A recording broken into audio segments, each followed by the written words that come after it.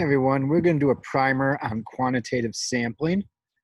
So let me share my screen with you and we'll get moving on this.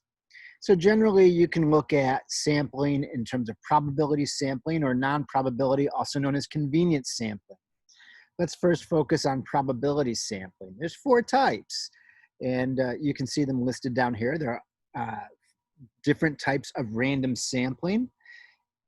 So in simple random sampling, we see that participants have an equal chance of being selected. But who are the participants? Well, the participants are people that we actually have access to. So we have this target population that we want to evaluate, but then we have the accessible population, and those are the people that we actually have access to.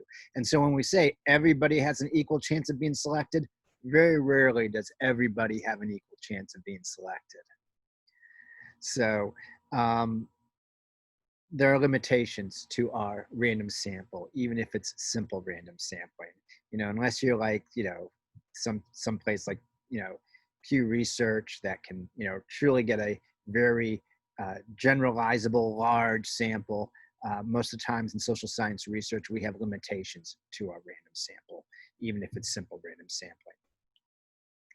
In systematic sampling, we just mathematically subdivide the population and then randomly select from that. So let me show you what that looks like. If we would say wanted to look at 2,000 students in a high school, but we only wanted 50 participants, we could divide 2,000 into 50 subdivisions so that we have 40 students in each subdivision. We pick a random number between 1 and 40. Let's say we got 26, and the 26th person in each of the 50 subdivisions, that would be our 50 participants in the random sample. We also have stratified sampling, which is proportional sampling.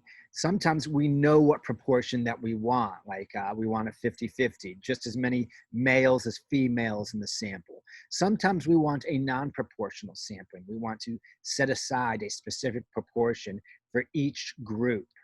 For example, if I wanted only 20% of my sample to be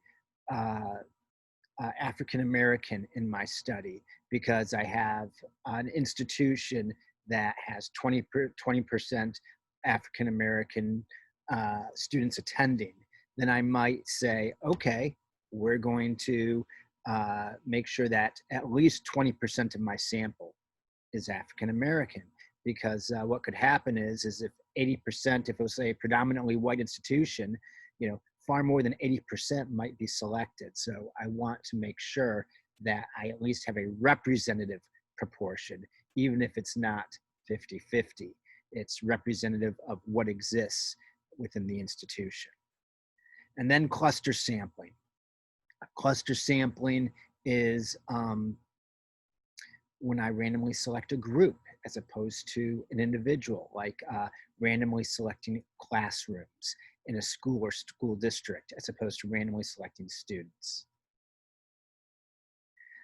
Finally, when we look at non-probability sampling, we look at what's called convenience sampling. It's the most common type of sampling in social science research. And our main goal there is to show that our sample is representative of our accessible population and representative of our target population. So here's how I look at sampling. Sampling shouldn't be this dichotomous decision of is it random or convenience. Rather, I see it as a continuum, that the nature of random sampling might not be totally random. As I said before, when you look at simple random sampling, you're really only random sampling individuals who are accessible. A lot of the research that we do in social science research is internet-based research. And so you may never even know how many people saw your email solicitation and decided to participate. And so the nature of that random sample might move towards convenience as people who had access to your email look at it, others delete it, and others, and who responds to the email and decides to participate? Well, people who have an interest in your research. And so it becomes further delineated. So I see random sampling as a continuum that moves from either, from the extremes of random to convenience to, it's more than likely that's going to be somewhere in the middle. Okay. Hope that helps in understanding sampling and quantitative research.